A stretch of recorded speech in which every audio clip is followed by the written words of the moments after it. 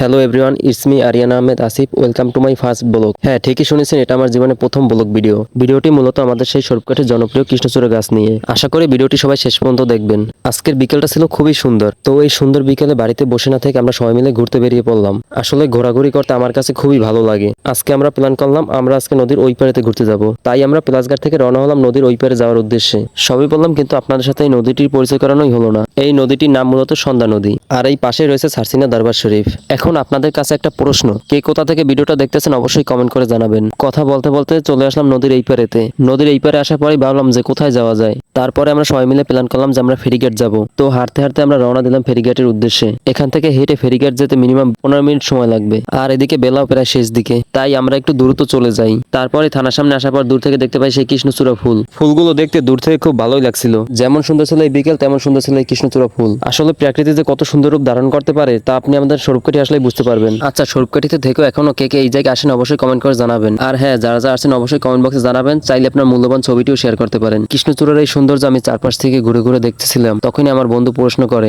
যে, বন্ধু এখানে কোনো মেয়ে মানুষ আসে না? তারপর আমি আমার বন্ধুকে বললাম, বন্ধু আসে, কিন্তু আজকে তুই আসছো তো এই জন্য কেউ আসে নাই। তারপর আমরা কিছু সময় এখানে ঘোরাঘুরি করি। আচ্ছা, স্বরূপকাঠির ভিতরে এবং বাইরে যারা আছেন, যারা এই জায়গাটা এখনো চিনে নাই, তাদের উদ্দেশ্যে বলি। তো এই জায়গাটা মূলত নিসারাবাদ স্বরূপকাঠি থানা এবং পাইলট স্কুলের সামনে মেন রোডে। অবশ্যই এই কৃষ্ণচূড়ার সৌন্দর্য ধরে রাখার জন্য আমরা কিছু ছবি আর ভিডিও করি। এখানে ছবি তোলাটা অনেক কষ্টের, কারণ এখানে প্রচুর পরিমাণ গাড়ি চলাচল করে। আর এদিকে বেলা প্রায় শেষ দিকে, তাই আমরা বাড়ির উদ্দেশ্যে রওনা দিব। সবশেষে চলে আসলাম আমরা স্বরূপকাঠি ফেরিঘাট। এখানে ফেরি ছাড়তে এখনো প্রায় 30 মিনিট সময়। তাই আমরা সবাই এই ফেরিঘাটের পাশে এই জায়গাটায় আসি। এখানে এসে দেখি অনেক মানুষ, তাই আমরা সামনের দিকে যেতে চাইনি। তখনই আমার বন্ধু বলে, চল চল বন্ধু, সামনে অনেক মেয়ে আছে, কৃষ্ণচূড়ায় না বসে আগে এখানে আসলেই পারতাম। আবার আর একটা বন্ধু বলে, আগে আসলে মনে হয় একটা পটাইতেই পারতাম। যাই হোক, এই জায়গাটা এসে অনেক মজা করলাম। সত্যি কথা বলতে আজকের দিনটাই খুব সুন্দর ছিল। এদিকে সময় কাটাতে কাটাতে ফেরি ছাড়ার সময় হয়ে গেছে, তাই আমরা দ্রুত চলে গেলাম ফেরির উদ্দেশ্যে। আজকের ভিডিওটা এই পর্যন্ত। যদি ভিডিওটি ভালো লাগে থাকে তাহলে অবশ্যই পেজটি ফলো করে রাখবেন। ভিডিওটি ভালো লাগলে অবশ্যই লাইক করে আপনার মতামত কমেন্ট বক্সে জানাবেন। সবাই ভালো থাকবেন। আল্লাহ হাফেজ।